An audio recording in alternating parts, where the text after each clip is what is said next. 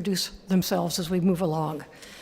Welcome to the Norma Lytton Program for Museum Education at the Yale Center for British Art. I'm Linda Friedlander, Head of Education. Generous support for this program has been established in the memory of Norma Lytton by her family. Norma was an active docent for over 20 years and subsequently spent a decade engaged in research for the Center's Department of Painting and Sculpture. For those who may be unaware, Bernie Lytton passed away this past spring. He was out of the country when it happened, so perhaps some of you might not have known. The Lyttons were very special friends of mine and also the Center's. Today's program will be a conversation about Why the Museum Matters, a recently published book by Daniel Weiss with 3 members of the Center's Student Guide program. Thanks everyone for being here. I'm here to introduce our guest of honor today. So Daniel H. Weiss is the former president and CEO of the Metropolitan Museum of Art and is the author of Why the Museum Matters, the book which we'll be discussing today. In the book, Weiss outlines the history of museums, tracing their evolution since classical times, and goes on to discuss the important role of these cultural institutions in the present, drawing upon his experience leading the Met. Weiss earned a PhD from Johns Hopkins University in medieval and Byzantine art with a minor in classical Greek art and architecture and an MBA from the Yale School of Management. He served as president of Haverford College and Lafayette College and as dean of the Johns Hopkins Krieger School of Arts and Sciences. He is currently Homewood Professor of the Humanities at Johns Hopkins and serves on the board of the Yale University Art Gallery. And now our panelists will begin to introduce ourselves. I'm Isaidy Medina. I'm a junior at Silliman College. I'm majoring in history with a certificate in medieval studies. Hello everyone, my name is Ana Rodrigues. I'm a junior in Branford College and I'm majoring in urban studies and art history. Hi, my name is Tommy. I'm a senior in styles and I'm majoring in history. And since I'm a senior, I was just about to start college when you started writing this book. You mentioned in Why the Museum Matters that you started writing just before kind of COVID-19 started spreading around the world. And the book talks a lot about the past and the future of museums, but it's also clearly written at this time of uncertainty and closure and upheaval. Now we're over 3 years removed from that spring, and I'm kind of curious to just start by hearing where your head is at now. So, kind of watching the Met and helping guide the Met out of the worst times of the pandemic. Are there ideas in the book that have been reinforced by that? Are there ideas that have been challenged, beliefs you've had that have been challenged? Yeah. Well, first of all, thanks so much for having me. It's a great pleasure to have a chance to talk about this work with the 3 of you. So I wrote the book in the first instance because it was increasingly clear to me, as it is to many people who work in museums, that our profession on the one hand was thriving and on the other hand was undergoing a state of dramatic change.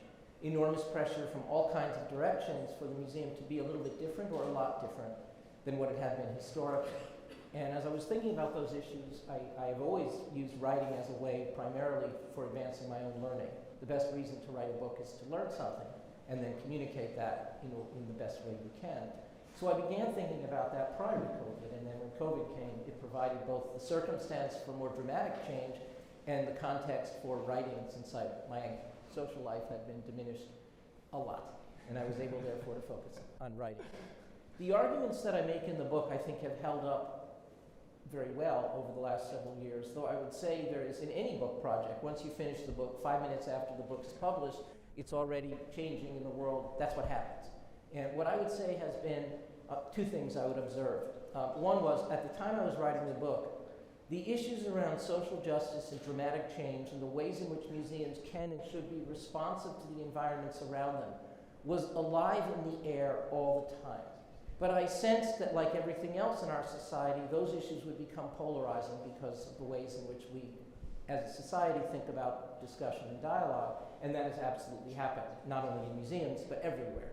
And that is a source of great disappointment to me that we can't have more thoughtful conversations about issues of concern to all of us without having to navigate this territory. That's one.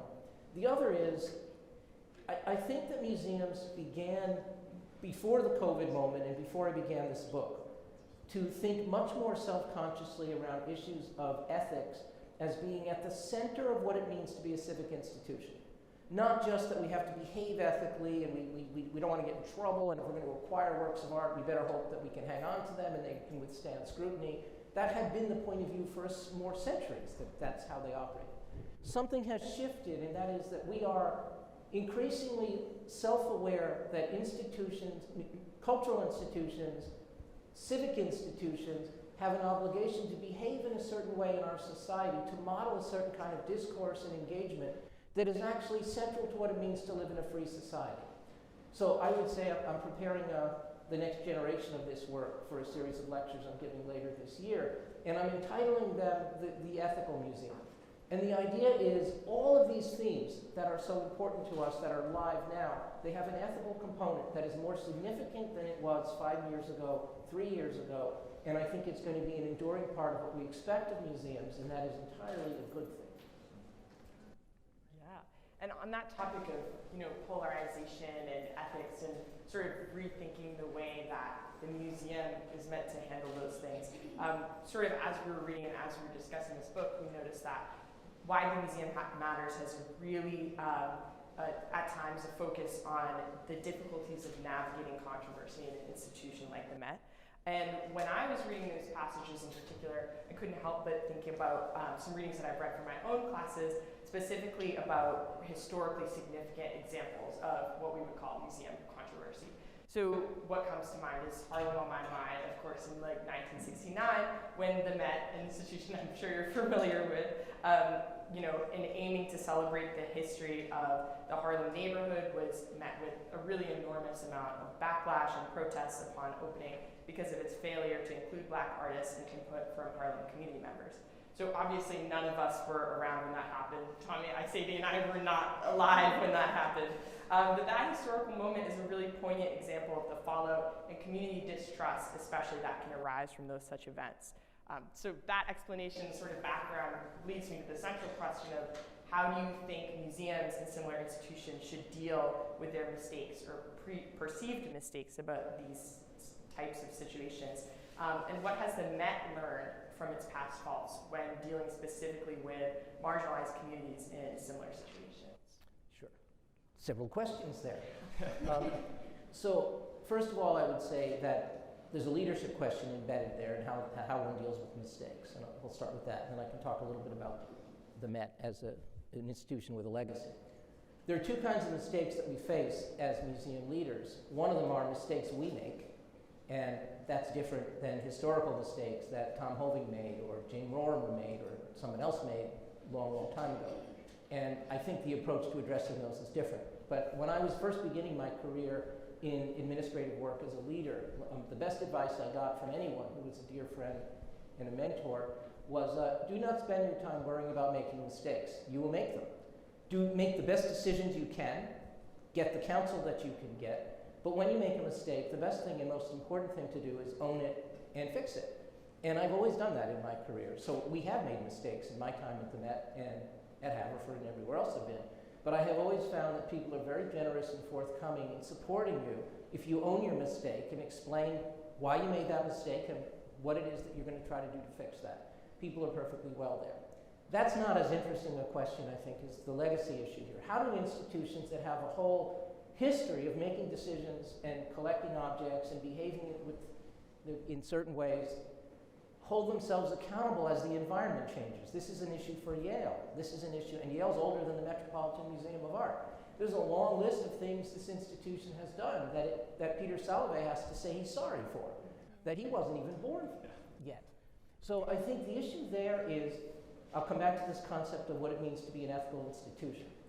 And to back up from there a little bit further, institutions like the Metropolitan Museum of Art or Yale University are ultimately enterprises that are founded by, sustained by, led by the communities that created them. They are not government-owned, they are not agencies of some larger enterprise. And as a result, there's a dynamic there around the concept of shared governance, which operates at any number of levels. At Yale, it does within the Yale University Art Gallery, as it does within the university. And in that context, decisions have to be made collectively, and that in fact, the amount of authority I had as CEO of the Metropolitan wasn't all that vast. If I could not bring the curators with me, or the staff, or the mayor, or the donors, I was done. In the same way as a college president, it isn't really ultimately executive authority that Peter Salovey has any more than I have. It's the capacity to engage a community around shared purpose. So how does a community then address the issue of decisions that were made in a different time, in a different moment, with different expectations? And I think for them to be, for accountability to be authentic, it has to be based on a real interrogation of the issue. Why was that decision made 80 years ago? Whether it was ethical or not ethical at the time. Presumably it was made in a different set of expectations.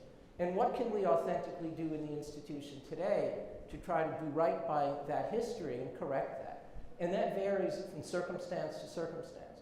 In my experience, and when I was at the Met, we were certainly dealing with issues around collection practices and other factors that, again, when you live in the world over time can change. I would convene discussions and ways of engaging those issues to try to come up with an approach that recognizes two things. One, change is needed, acknowledgement that these decisions would no longer withstand scrutiny and would not be right in the light of the world today. But on the other hand, we are an institution that exists in the world that does powerful good. And dismantling the whole institution because of decisions that were made in the past is not what my job is. I wasn't at the Met to do that. So it's finding that balance between living in the present, acknowledging the past, and recognizing that places like Yale or the Metropolitan are perpetual institutions, which means our job is not to solve every problem today, but to make the institution better incrementally. And if we're on a journey of improvement, then we're always going to be a better version of ourselves over the course of generations. And that's really the direction we should be going. Absolutely. Thank you so much for that answer. I think that as we were reading, we were also interested in the leadership question and what can leaders of museums do.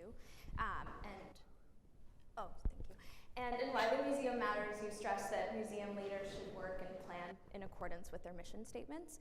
And on a more granular level, how did the Met's mission statement influence your decision-making process during your time as president? Thank you for that question.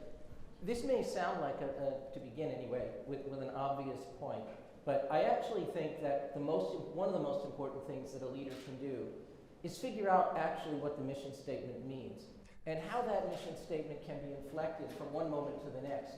And to be CEO of the Met during the years of COVID was a completely different job than it was to be CEO of the Met 40 years ago or 30 years ago, even if actually the mission statement wasn't all that different. The mission statement at the Met, which I cannot remember exactly, it's probably in the book. You know the highlights. I know the highlights. It's to collect, conserve, study, and present the art of the world in ways that recognizes its important contributions to civilization and understanding of history. That's the gist of it. That's an enormously wide platform around which to do things. So it is, I think, what I have always done in these jobs is I try to figure out exactly how does that mission statement reflect the circumstances we're in today? What are the particular challenges and opportunities that we face? And for an institution, for the Met, not an institution like the Met, but for the Met, they had already embarked on a journey of being an institution that was a closer approximation of its ideal self as a place in service to the world. I remember as a child going to visit the Met, which had the same mission, but there were all kinds of things that were very obvious to me that I wasn't really welcome there. That you don't really know a lot about art. We don't have any signage up because there wasn't even a sign outside the building telling you what it was. And there was this almost this presumption that if you don't really know, maybe this isn't where you should be.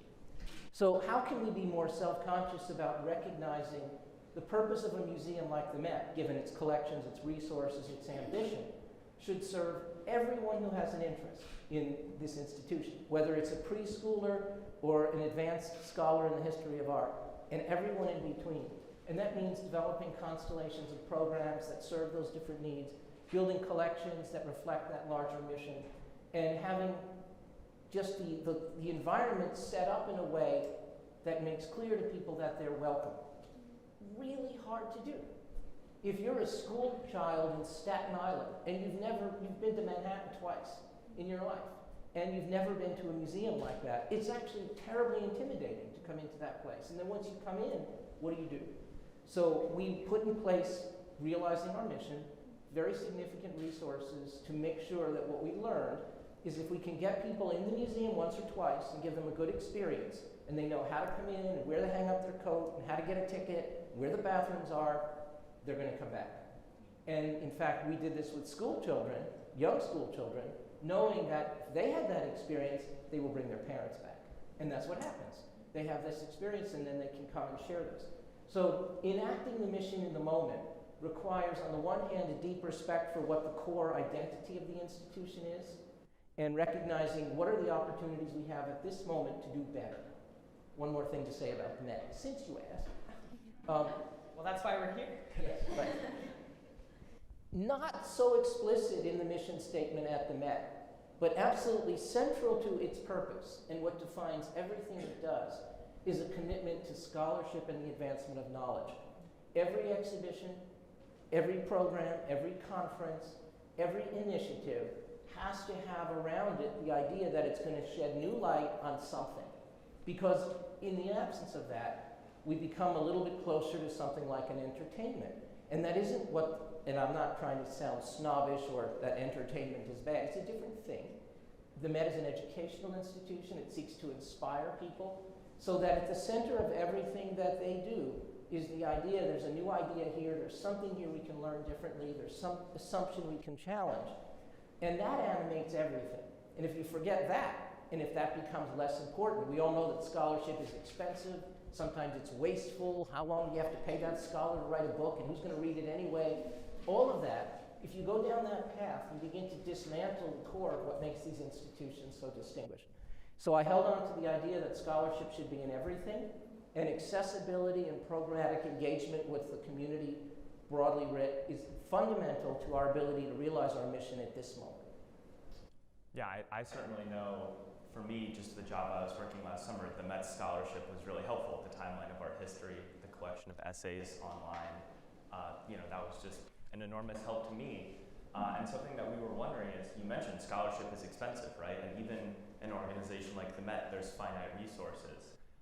So I'm interested on maybe a little bit more of a granular level. How do you balance this obvious importance of scholarship with also trying to meet the needs of the community, and like you're saying, getting people to come back, getting kids to bring their families, and what role scholarship can play in getting that to happen. Right.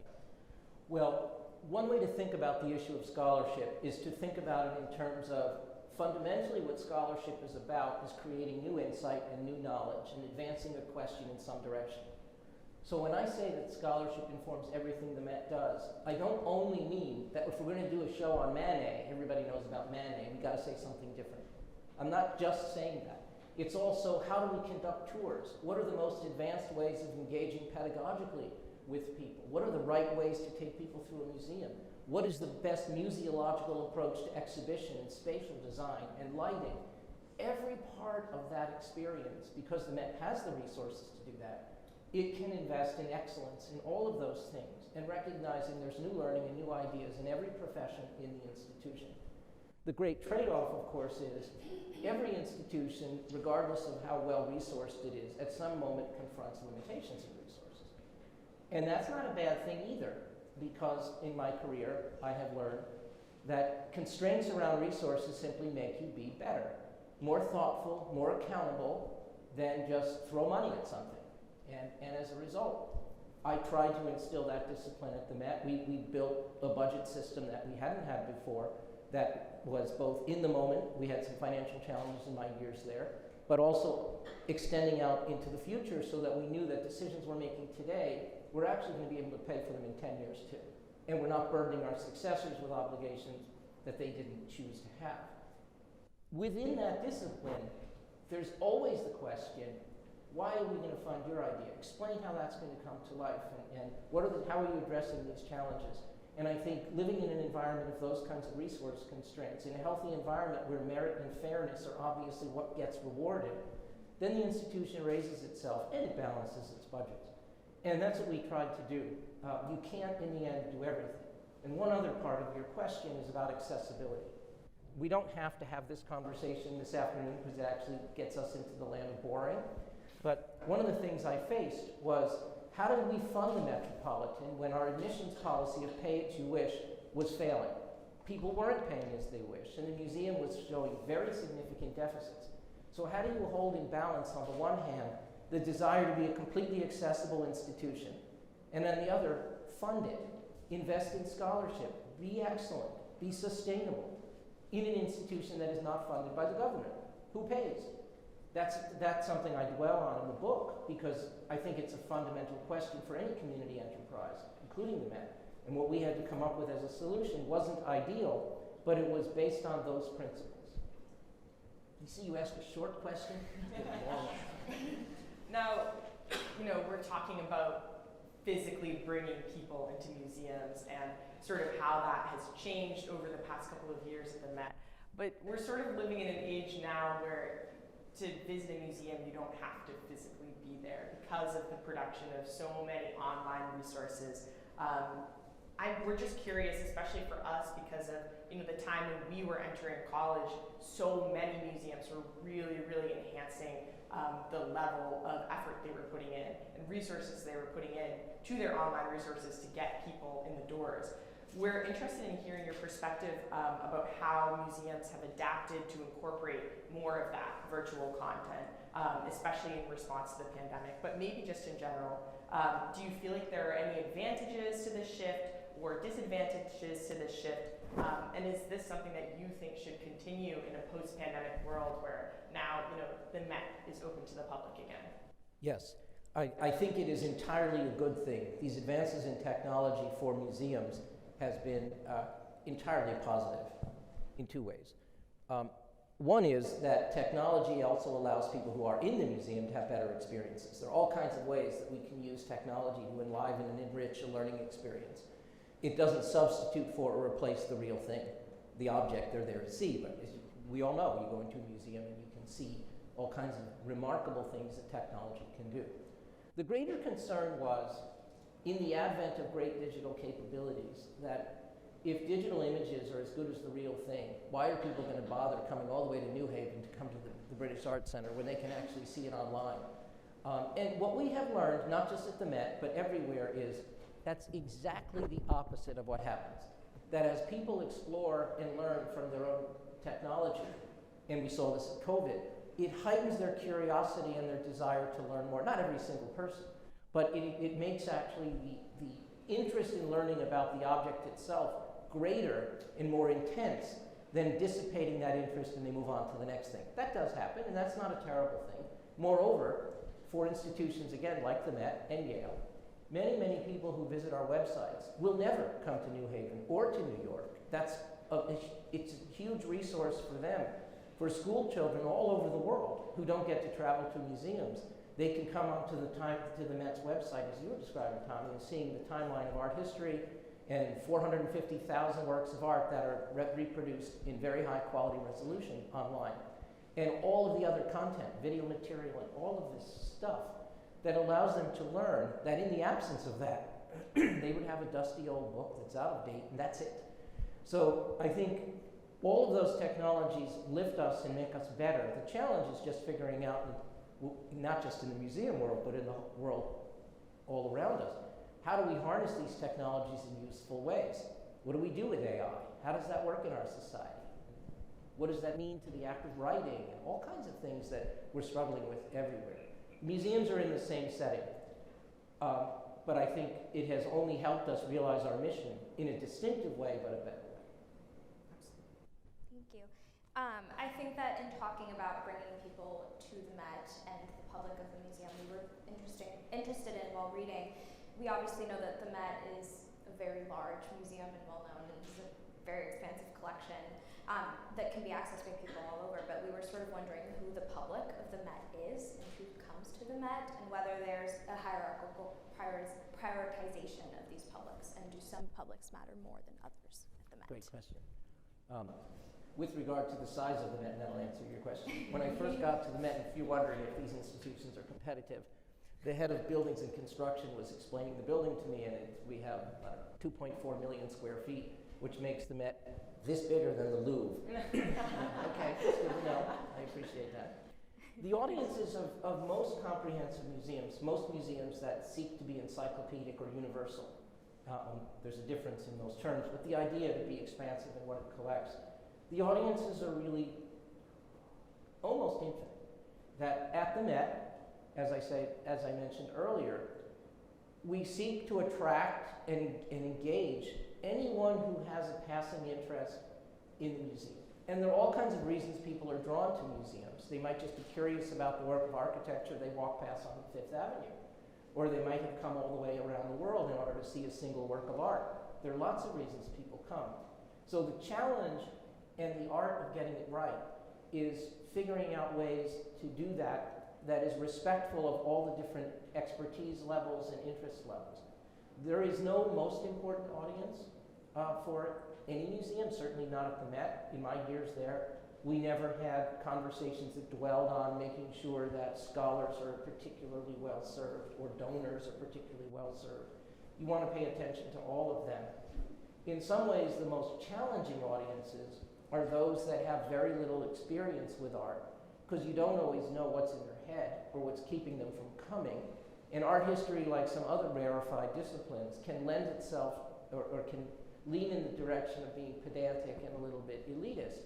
And it makes it a little bit, if you don't use the right language and you're presenting works of art in ways that presume knowledge they don't have, then very quickly people get turned off. On the other hand, pandering to the audience is always a bad idea, always a bad idea. One never wants to treat anyone as though they aren't worthy of being treated with respect.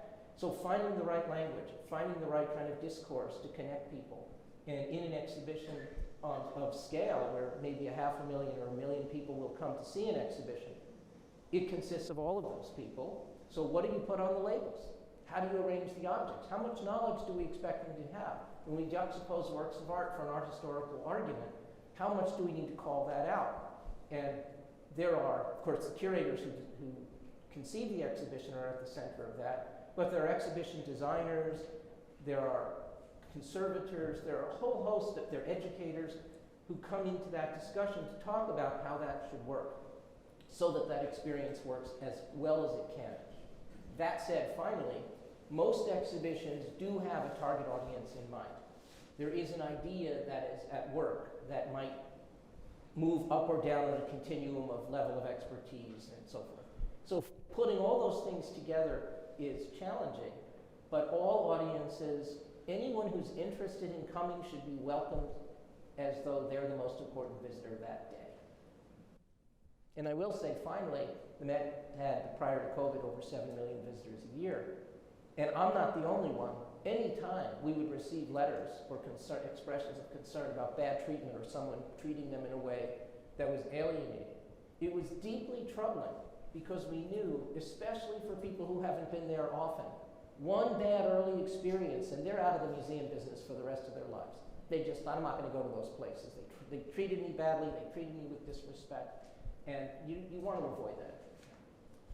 Yeah, I think your response there touched on the balance between you want people to have a good experience and you want to make them feel comfortable, but you also don't want to be talking down to them or in some way kind of telling them how the museum is going to work for them. Right. And it kind of reminded me of a passage from the book where, just briefly to explain, you talk about people being upset. There was a Baltus on display, and people felt like kind of the imagery deserved like a content warning for visitors before they saw the work, just warning them that this is sexually explicit content of a young woman. And the Met said, no, we're not going to do that. What you did do is you kind of changed the label, you added greater explanation of the work's importance. And I guess kind of drawing from that example, I'm curious, we found a lot of times with these content warning controversies, which the Met is far from the only institution that's had to deal with this. A lot of times it comes from people being concerned about recent political events, recent kind of developments in the world. Do you feel like, in this case, obviously, the developments kind of came to you in the form of a petition to the museum, but do you feel like a museum like the Met has the responsibility to kind of almost preemptively address these world events? And if you're not going to do that with like a content label, what are kind of some strategies to do that in a way that works for all the visitors and works for the museum's mission too? Well, that's a very, very difficult issue to navigate because the world is changing very quickly, and as you say, situation on the ground can change rapidly. I think it's important for institutions like the Met not to be seen as partisan political organizations. That's not what they are. We're here for everyone. That means at some level we have to allow different voices. At every level we have to allow different voices to be heard. We should respect expertise always. I think it's really important that the voice of people who are trained and expert in an area should be given the opportunity. Not every voice is equally valid around every subject. Most people, an art historian may have a particular view about a work of art that is based on 25 years of study, that is informed in different ways than someone who saw that work of art for 30 seconds and has an opinion. They're entitled to their opinion, but there's a difference in it. So one wants to respect expertise. One wants not to be engaged in partisan politics, but there are certainly human rights issues. There are issues around being engaged in the world in an empathetic way. I'll give you one small example. There was a painting on the walls of the Met for a long time that was, I don't remember the artist's name, but he was identified as Russian at a time when no one was really paying that much attention to it. But he was actually Ukrainian. And we were approached by people who were representative of Ukraine and said, it isn't right that this label would actually not acknowledge this person was born and raised in Ukraine and is Ukrainian. The person was already dead. And we acknowledge that. So that's just truth in labeling. That mattered to get it right. This cultural object came from that place at that time. So there are things like that that we do. I am not concerned, and I don't think we should be concerned, about just generally not offending or irritating people. You're going to do that. Not deliberately. I don't think being provocative just for the sake of being provocative is a good idea. In the case of the Balthus painting, it is for many people an offensive work of art. There's no question. But we didn't believe that it merited some sort of trigger warning outside the gallery. If people come in and they don't like it, there are a lot of things they can do about that. They could turn around and leave. They could write a letter to me. They could publish or post something on the web. There are lots of things you can do to express your concern. Our obligation is to justify why it's on the wall. The Met has a lot of wall space, but it has more things in storage than it does on the wall. That means decisions are being made that this merits being here and this doesn't. Why is that merit being here? The challenge of getting the label right is helping the audience understand why this work of art is worthy of their time and their scrutiny.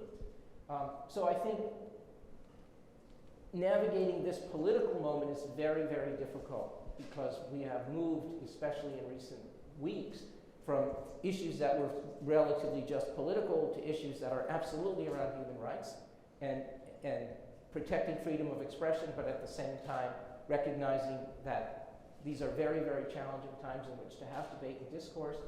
I don't envy people who have to make those decisions, but that's the job. So, I mean, after reading your book, which again really focuses on the political issues of museums today, like what is the museum discourse?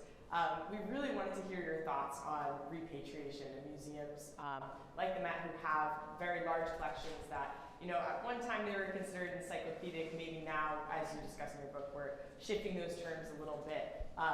But you know, all of these objects from all over the world, and you speak about this extensively in your book. But we're wondering how the Met and other museums have expanded their initiatives to repatriate cultural items, and to what extent a director of the museum, sort of at the top of that hierarchy, has a role in that sort of process. Right. This is one of the issues that I think has become increasingly at the forefront of what most museums and organizations that have collections have to deal with. And it is not going to go away, and it's not a bad thing, it's a good thing. So at the Met, and let me say also an obvious point, because institutions live in the world they live in, collecting practices, international laws, those things change. So I think the Met thought of itself as an ethical institution in its way, in the same way most museums do, when they were collecting things in ways that would not have absolutely withstood the scrutiny that we provide today. They would not have merited that, and the laws have changed. So how does one deal with this issue? At the Met and most places, we would distinguish between two categories of issues around repatriation. One is fairly easy and one is harder. The easier issue is legal issues. If somebody comes forward with a claim around a work of art, for whether it's a Holocaust claim or anything, and there's legal evidence that the object does not actually belong to the Met, or whoever the claim is being made against, then there's a legal process for that. You litigate that, or you discuss it in ways to look at the evidence and make a decision. I never struggled with those. No matter what the work of art was, we were perfectly comfortable just letting that process play out in the way that it should, and then giving back the work of art when it was indicated. And very often it was indicated. Evidence emerges that might not have been available, even if you followed exactly the right collecting practices at the time, done everything exactly right. New evidence can emerge and laws can change. So let's set those issues aside. Those are easy. The more difficult ones are ethical issues where title might be one issue, but the right thing to do might be another. One of the issues that comes up in that context is there's the Elgin marbles, for sure. The Benin bronzes is another example. Let's talk about Benin first, very briefly. The Benin bronzes were taken from Benin City in a raid by the British Army in 1897 as part of a retribution for a series of actions that it was a revenge-oriented kind of military expedition. And in 1897, all of that god-awful stuff that they did was not explicitly illegal in international law. So the objects that were taken from Benin City, these great works of art, are now in 150 museums around the world. And they're all legally in those museums because the law didn't change until 1899, just right after that happened, because of that. So the legal issue is fairly clear. There's no litigating the question, but the ethical issue is very profound. Who has a right to these objects, and how do we find justice over the course of a century and a half, given the fact that most of these objects that are now in the world, they may have changed hands many, many times to get into all these museums and these places they are. I think, and what I began doing at the Met when I was there, and I think the right way forward, is for museums to think of themselves as global enterprises with all kinds of interconnections with other institutions. Actually, who holds title to the object is less important and less interesting than how the object is being studied and presented and how these relationships can be fostered. If everyone who had a Benin bronze, all these museums and collections, were to bring them back to Benin City in Nigeria today and nowhere else, that wouldn't be great for anybody, because these great cultural objects are actually the Nigerian people, the Oba, the people who created them and their descendants, they're proud of these objects as well. But they have a right to make a judgment about how those objects should be studied, who should own them. So there are all kinds of ways. We entered into an MOU, a memorandum of understanding with the Nigerian government, and in order to work with them on these questions, to share expertise, to share works of art, and I think that's the direction we're going in around issues of these ethical categories, where the British government has every right, the Greek people have every right to ask for and insist that these objects that are in the British Museum should in some way be in Athens. They're the most important works of art tied to the foundational civilization of democracy in the Western Hemisphere. They're on Great Russell Street in London. So I think there are ways to work that out if the parties are willing. And when I talk about the idea of the ethical museum, I think increasingly that mindset will allow for new ways of thinking about that. And imagine works of art being shared, or every 5 or 10 years they move from one place to another. Expertise is shared. And the Met doesn't only need to do that with Benin material, it could also be lending other objects to the museums in Nigeria that are not about anything related to Benin, but they're related to the partnership and the cultures that they're interested in. So I think there's a very expansive idea here that we're beginning to see come to fruition, and in the next generation, I think that will become more standard. Thank you so much for that. And we were also interested in hearing your opinions on other recent happenings at the Met.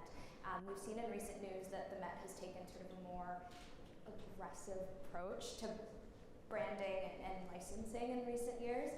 And we were interested in sort of the Met fostering partnerships with brands ranging from clothing brands to electronic manufacturers. And we know that these deals can be an important source of revenue to either lower ticket costs or fund certain projects. But we were wondering how you think the museum should balance the benefits of licensing with the potential danger of appearing too commercialized to to the public? Yeah, it's a great question. I'll give you a shorter answer than I think you're gonna. I think on the one hand, institutions like the Met have to fund themselves. That the goal, and they are perpetual institutions, we have an obligation to balance our budget and to pass the institution off to our successors better than we found it. And if you can do those two things forever, then the museum just gets better forever, right? Because you're doing that. And in order to do that, you have to find the revenue where you can find it. And so I think many of those commercial activities that the Met and others are doing is really intended to not only bring in additional revenue, but it also can connect audiences to what you're doing that aren't always obvious. The Met has a thing called the Costume Institute, which most of you probably never heard of. And that was a joke. The Costume Institute brings more visitors to the museum than any other department does. And each year, this gala that the Met does as a fundraiser, it generates very significant revenue. And there are many ways in which it can be over the top. But it brings people in from all over the world who aren't coming to that museum for any other reason. So some of those commercial engagements allow for, yes, to raise money, but also to just give people some sense of the Met. And then maybe if they're think branding, that's the whole point of branding. It connects people with an idea. And if you can connect people with an idea and then expand on that idea, then they may think of coming to the Met the next time they're there. But it has to be done within balance. And again, we started this conversation by talking about the mission statement. And the Met is not primarily a brand. It's a cultural institution, an educational institution, and a community-owned enterprise that is in service of the public good. If it can sell things that are sort of cool, fine, within the context of that larger objective. Thank you. And we want to leave some time for questions. And so we just wanted to wrap up. You know, it's been really great talking to someone who has helped shape the museums of today as people who are all interested in careers in museums in the future. And with that in mind, we just wanted to ask you, when you look 10, 15 years down the road, what most excites you in terms of kind of potentials and innovations in the field? I think the museum profession is going through, even though our society is going through paroxysms of stress and all kinds, I think the museum profession is actually thriving. There has never been greater interest in what museums do. And as we have lost faith and confidence in institutions of all kinds in our society, I don't think that's quite the same in museums. People, they love them in ways that is important. And so I think the future for museums is actually increasingly important because they play an ever larger role in our society, not just as repositories of art and as places for conservation and study, but beyond that. So I think the next generation will be particularly interesting, particularly if some of the themes we've discussed this afternoon actually continue to develop, like this idea of greater global interaction and interdependence. Then the profession that you'll be entering is more lively, more dynamic, more multidimensional than you would if you had entered it 20 years ago. And I think we need institutions like this more than ever, because what actually brings us together as a society? How many kinds of institutions are there that allow people from all over the world to come together in shared purpose without hitting each other over the head? How many are there? If you take museums out of our society, not just the Met, but everywhere, we would be lost. So that aspect of our mission is increasingly important. Thank you. Well, I'm excited now for Yeah. the museums in the future. So we have about 10 minutes or so left for Q&A. If anybody from the audience has any burning questions, or even some less burning questions, there is a microphone that's going to be circulating. So just feel free to raise your hand and go crazy.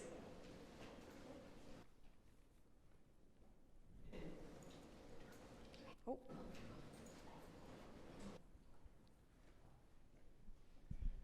That was fascinating. Thank you very much. My question is this. Where fashions change, academic interests change, and the centrality of particular elements of your collection become uncentral, how do you think museums should react? To what extent is it a matter of being fleet of foot, and to what extent is it a matter of keeping the faith? Well, at the center of that question is really the collections that you're stewarding and owning. That as museums are, they are repositories of objects of whatever it is they collect. And in the fullness of time, the relative importance of those things might change. So we go through a very thoughtful and careful process to make judgments about what is collected. And there's a very complicated process of accessioning something in. It's like an adoption process. It's very complicated. And once we have it, our job is to take care of it, in theory, forever. And so that commitment is an enduring one. But it is certainly true that collections evolve, societal taste changes, and there are all kinds of reasons why a collection is actually more often than not organic in that it grows and it changes. So there are very thoughtful processes as well for deaccessioning, and I'm a believer that deaccessioning is a good idea.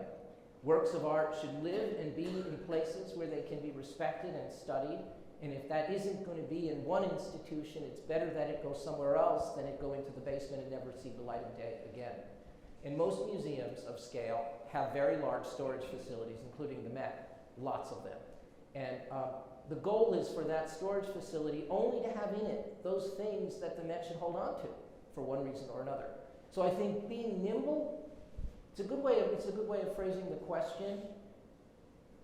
As the leader of the Met, I always thought about the tension between, on the one hand, being an enduring institution, preserving our legacy and living forever, unlike most organizations. The job of a place like that is to be there forever.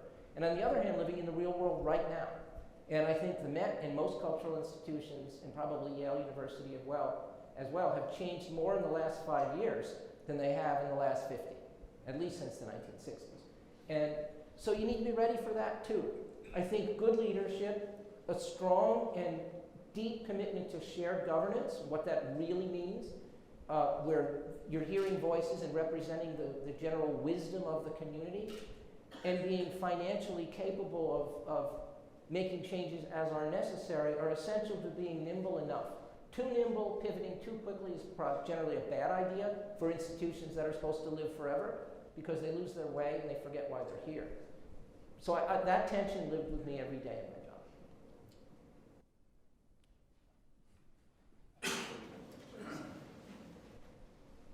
Thank you for your remarks. I'm eager to hear from you. You're sitting among three of our wonderful students, and I'm sure there are others listening, and I wonder what advice you share with students when they come to you thinking about museum careers and what they need to do to prepare themselves for that future that you've described. Well, as I said earlier, it's very heartening to see how much interest there is in museums. Among students, I meet with students all the time, and people who want to change careers and are interested in the museum profession. It is a multifaceted profession. There are so many different ways one could be a museum professional. You could be an educator, you could be a curator, a conservator, an accountant, whatever it is I did. There are all these different skills and experiences that are necessary. I think like other professions, it's not that easy to break into. And so what I always ask people is, in the first instance, if you want to go into this sort of work and you really want to be in a museum, tell me why. And it's not enough to say, I've been to the museum 3 times. It seems great. And I'm not sure, my parents want me to work at Goldman Sachs. I'm not sure. That's not an answer that I think is good enough, because it's too hard. And the trade-offs are very substantial. You guys are incredibly talented. There are a lot of things that you can do that are going to be easier than being in the museum profession. But the rewards, they're of another kind. So if someone really wants to do that, then there are lots of jobs they're willing to do, and if they're willing to start wherever they can get that first opportunity and work their way up, the museum profession is full of it is a meritocratic place in the sense that once you're there, in any job, lots of people start in retail sales, for example, and then they work their way elsewhere in the organization. If you're willing to do that and pay attention to what's out there and show what you're committed to and that you're good at it, there's a lot of opportunity. But if your goal is, I think I'd like to be the chief of staff to the CEO, and I'll do that for 3 years, and I've had people talk to me about that. That's not the way you can enter this profession. It really requires a ground-up commitment, a passion to what it's about and what its mission represents. And then there's lots of opportunity, actually. Thank you. Is there any circumstance where politically you would refuse an acquisition that's offered to you at the museum? It has nothing to do with aesthetics, has nothing to do with cost. Yes. It's in perfect shape, but political issues, historical legacies of an individual, of a country, etc. Every institution actually has a line, and I talk about this in the book. How do we think about where we would draw the line, whether it's a gift of a work of art or a gift of money? The mission, we know what the mission is. So if someone comes to us and says, I'd like to give you money to advance your mission, and the only little glitch is, I want my name to be up there, and I'll get out of prison in 10 years for multiple murders, then we would say the odds are low we're going to do that because we are not in the business of laundering reputations. On the other hand, our job is to advance the mission. We are not a club where we're looking for people who fit into some idea that we have of who the ideal donor is or who would be supportive of us. So I advocate that that line should be drawn very rarely and only in cases where it's very clear that it diminishes the mission of the institution to have an association with that person's money or art. To make that a little more controversial, so let's talk about what that actually means. We can all think of somebody that we wouldn't take their money from. And I could throw out names to be inflammatory, but you could do that yourself. We know they exist. So we know the answer is no to some people. Where it gets complicated is supposing one of those individuals comes to us and says, I want you to have this money or this work of art. I want my name to be completely anonymous. I don't want anyone to ever know that and let's say you could be guaranteed no one will ever know that the Proud Boys paid for that gallery in your museum. No one would ever know that. Would you take their money?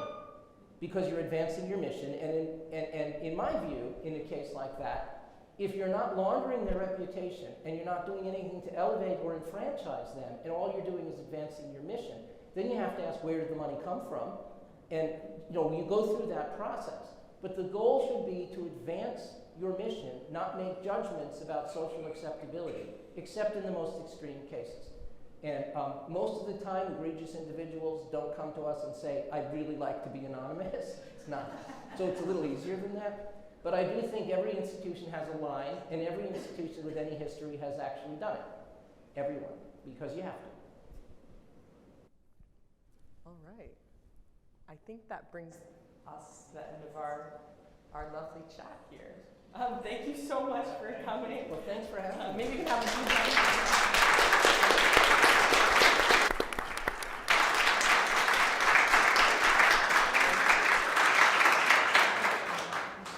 Great questions.